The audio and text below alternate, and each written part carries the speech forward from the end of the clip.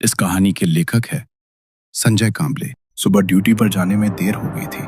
शायद पिछली रात मैं उस लड़की के बारे में कुछ ज्यादा ही सोच रहा था। इस कारण देर रात तक नींद नहीं आई।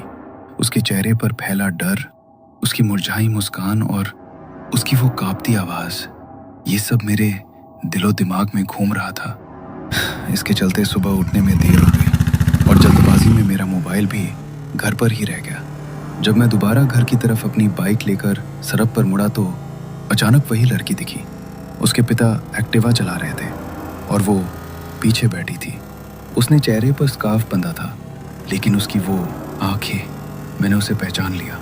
जैसे ही उनकी एक्टिवा मेरे सामने से गुजरी, मैंने देखा कि कुछ लड़के अपनी बाइक से उनके पीछे जा रहे थे और उन लड़कों की बुरी नीयत समझने में मुझे देर नहीं लगी।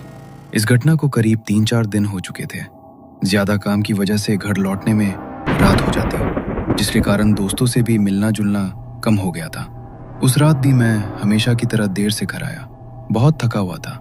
खिड़की से बाहर देखा तो हमारे रोज के ठिकाने पर आज एक भी दोस्त नहीं आया था। सोचा कॉल करके किसी दोस्त को चौराहे पर बातें करने के लिए बुला लूं, लेकिन दिन भर काम की वजह से शरीर इतना थक चुका था कि मैंने खाना खाया और टीवी देखते हुए बिस्तर पर लेट गया। पता ही नहीं चला कि कब नींद आ गई। देर रात कुत्तों के भौंकने की तेज आवाज से मेरी आंख खुली। ऐसा लग रहा था जैसे गली के सारे कुत्ते एक साथ किसी अनहोनी पर रो रहे थे तो कुछ भौंक रहे थे। मैं थोड़ी देर बिस्तर पर पड़ा रहा। सोचा गली में इतने सारे लोग रहते हैं, कोई तो उठकर उन कुत्तों को वहां से भगाएगा, लेकिन कोई फायदा नहीं हुआ। जब आवाज कम नहीं हुई तो खुद ही उठकर बाहर जाने का मन बनाया। दरवाजा खोला और बाहर निकला। बाहर सड़क पर देखा तो एक बिजली के खंभे के नीचे करीब 10-12 कुत्तों का झुंड इकट्ठा होकर भौंक रहा था, जैसे किसी चीज को घेर कर खड़ा हो। पर वहां लगे ट्यूबलाइट को किसी ने पत्थर मारकर तोड़ दिया था, जिस वजह से वहां अंधेरा काफी गहरा था। इसलिए ये साफ नहीं हो पा रहा था कि आखिर कुत्ते किस पर भौंक रहे हैं। शोर काफी बढ़ गया, लेकिन एक भी इंसान उन कुत्तों को भगाने बाहर नहीं निकला। आलसी कहीं के। खैर, पास पड़ा एक छोटा पत्थर उठाकर मैंने उनकी ओर फेंका।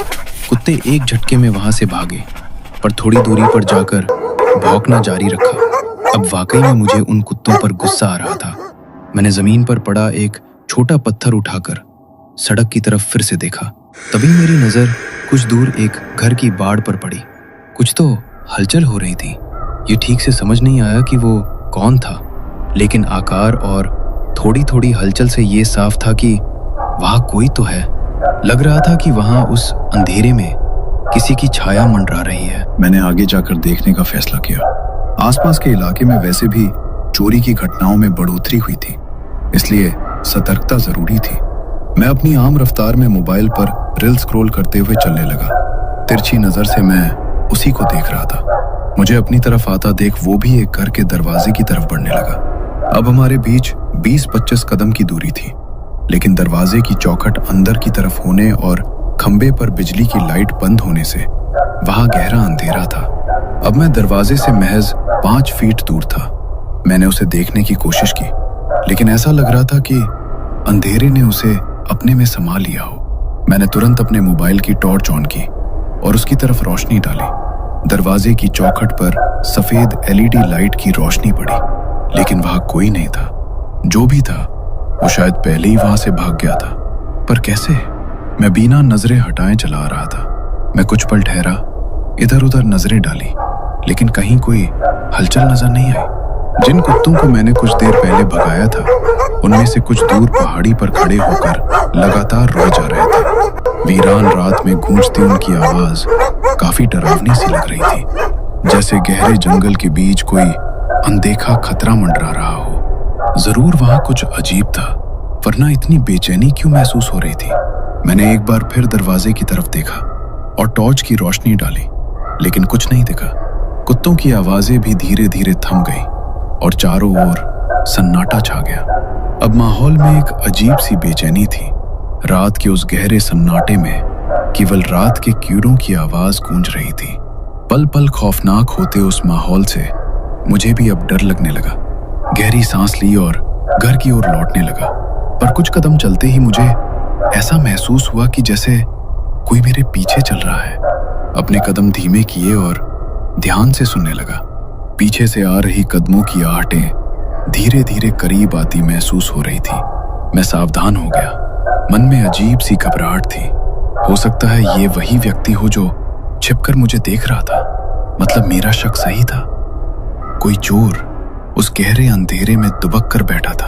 अब वो भागने के लिए जगह ढूंढ रहा है और मेरे घर के भीतर जाते ही भागने की कोशिश करेगा। मैं तो उसका मुकाबला भी नहीं कर सकता, क्योंकि अगर वो चोरी के इरादे से आया है तो साथ में जानलेवा हथियार भी लेकर आया होगा। मतलब अगर मैंने लोगों को बुलाने की कोशिश की या कुछ होशियारी दिखाने की कोशिश की तो वो मुझे जान से मारने में भी नहीं कतराएगा। यही सोचकर ही मेरा कलेजा कम उठा और तभी मेरी गर्दन पर हल्की सी सिहरन महसूस हुई। लगा किसी ने मेरे कंधों पर हाथ रख दिया और एकदम से पीछे खींच लिया। मैंने झट से मुड़कर पीछे देखा पर कोई नहीं था, लेकिन गौर से देखने पर थोड़ी दूर खंबे की हल्की रोशनी में एक धुंधली काली आकृति खड़ी नजर आ रही थी।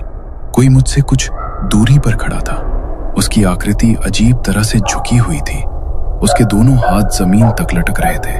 वो पूरी तरह स्थिर था, लेकिन उसकी रूखी और सख्त लाल आंखें मुझ पर टिकी थी, जैसे मेरे अंदर झांक रही हूं और मेरे दिल में बसे उस डर को महसूस कर रही हूं। वो जो कोई भी था, उसकी मौजूदगी किसी बुरे सपने जैसी लग रही थी, जो हर बीतते पल के साथ और भी डरावनी होती जा रही थी। मेरे बराबर की ऊंचाई लगभग 6 फीट, पर दुबला पतला शरीर। उस धुंधले काले रंग की आकृति को देख मेरी धड़कनें तेज हो गई, जैसे डर से एक सिहरन दौड़ गई हो। मेरे अंदर की तो ताकत ही खत्म हो गई थी। मैं सन्न होकर सिर्फ देख रहा था कि तभी उस आकृति ने अपना बायां हाथ धीरे धीरे ऊपर उठाकर एक इशारा किया। वो किसी घर की तरफ इशारा कर रहा था, पर मुझ में ये सब कुछ समझने की हिम्मत नहीं बची थी। मैं बस जान बचाकर वहां से भागना चाहता था, पर जैसे किसी ने मेरे पैर कस के जकड़ रखे थे।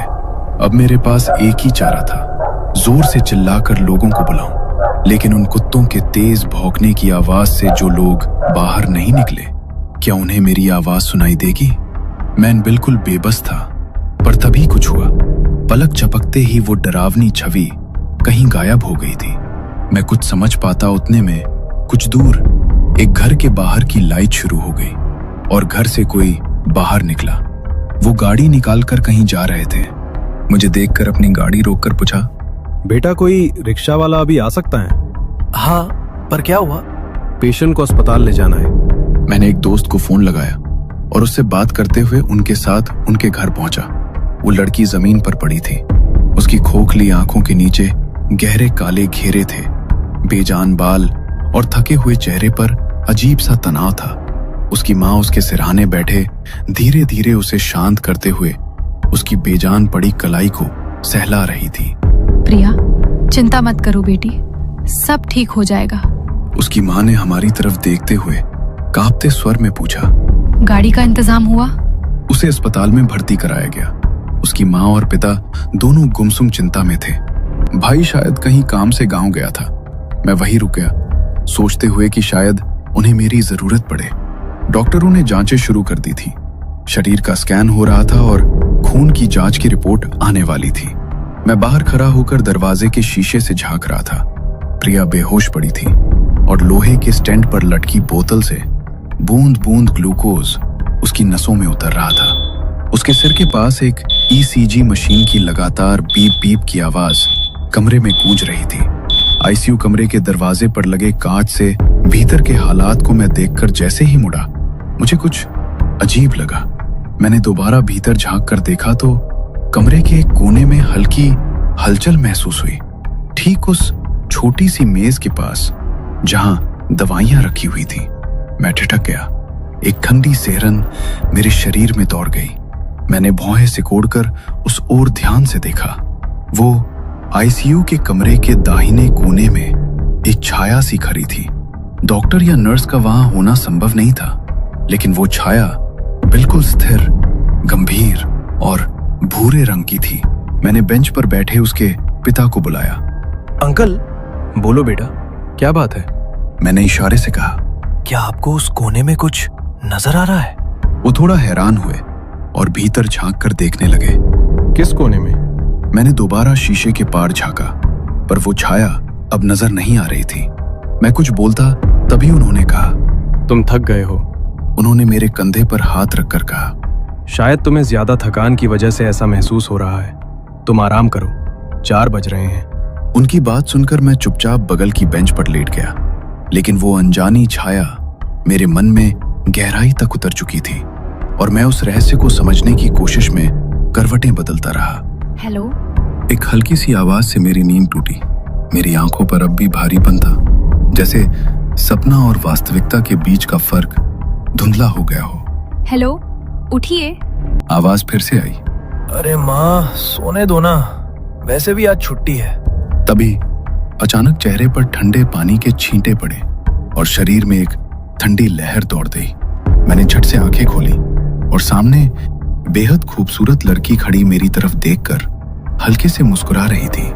मैंने पहचान लिया, वो प्रियंका थी। उसके बाल पीछे की तरफ बंधे हुए थे और उसने सफेद रंग का पंजाबी सूट पहना था। मैं बस उसे चुपचाप देखता ही रह गया और मैंने लेटे लेटे ही उसे कहा, अरे इतनी सुबह हमारे घर? उसने मुस्कुराते हुए जवाब दिया। ये ना आपका घर है ना ही मेरा, ये हॉस्पिटल है। तभी उसके हाथ पर सफेद पट्टी चिपकी हुई थी और फिर कुछ याद आ गया। आप यहाँ क्या कर रही हैं? जाइए अंदर बेड पर आराम कीजिए। नर्स, इन्हें कमरे में ले जाइए। उन्हें डिस्चार्ज दे दिया गया है। नर्स ने रिपोर्ट चेक करते हुए कहा। क्या डिस्चार्ज? हाँ नर्स ने कहा और वो दूसरे पेशेंट को देखने चली गई। हाँ, डिस्चार्ज मिल गया है मुझे। अब हम घर जा रहे हैं। प्रिया ने भी मुस्कुराते हुए कहा। ये क्या हो रहा है? मुझे कुछ भी समझ में नहीं आ रहा। मैं पूरी तरह से कंफ्यूज हो गया था, लेकिन प्रिया की हालत में जो बदलाव दिखाई दे रहा था वो साफ साफ बता रहा था कि वो अब पहले जैसी नहीं है। उसके पिता मेरे पास आए और बोले, चलो, रिक्शा आ गई है। तुमने बहुत मदद की है, हमारे कारण तुम्हें बहुत परेशानी हुई। मेरा ध्यान उनकी बातों पर नहीं था। मैं बिल्कुल चकित था। एक लड़की जो रात भर आईसीयू में थी, अब वो इतनी जल्दी ठीक होकर घर जा रही थी और ये सब बहुत सलीके से हो रहा था। अस्पताल के कर्मचारी और नर्स सब उसके जैसे परिचित थे। प्रिया के पिता काउंटर के पास खड़े बिल चुका रहे थे, तो उसकी माँ और मैं वही खड़े प्रिया को देख रहे थे। प्रिया, चलो बेटा। उसके पिता ने फिर से आवाज दी। नर्स को बाय कहकर वो चली आई। अब सवाल तो बहुत थे, लेकिन मैं पूछ नहीं पा रहा था। कल आप इतनी गंभीर हालत में थी और अब कुछ ही घंटों में इतनी जल्दी ठीक कैसे हो गई? बाद में बताऊंगी। आपका नंबर दीजिए। वैसे भी हम लोग एक ही इलाके में रहते हैं। आपने हमारी बहुत मदद की है। काफी एहसान है हम पर। मदद? एहसान? कैसी बात कर रही है आप? मैंने सामान्य लहजे में पूछा। तभी प्रियंका की माँ ने कहा, तुम नहीं समझोगे। जिस अपार्टमेंट में हम रहते थे, वहां जब ऐसा कुछ होता तो पड़ोस के लोग दरवाजे के कीहोल से प्रिया की हालत देखते, हमारी परेशानी देखते थे, लेकिन कोई मदद करने नहीं आता था। आस पड़ोस की बात तो दूर की है, प्रिया की हालत की वजह से खून के रिश्ते भी हमसे दूर हो गए हैं। हालत? मैं कुछ समझा नहीं। माँ कुछ बोलती, लेकिन प्रिया ने बात काटते हुए कहा, चलो, रिक्शा आ गई है। वे रिक्शे में बैठकर घर के लिए निकले और मैं अपनी बाइक पर जाने लगा, लेकिन इस हड़बड़ी में प्रिया का नंबर जरूर याद रख लिया था।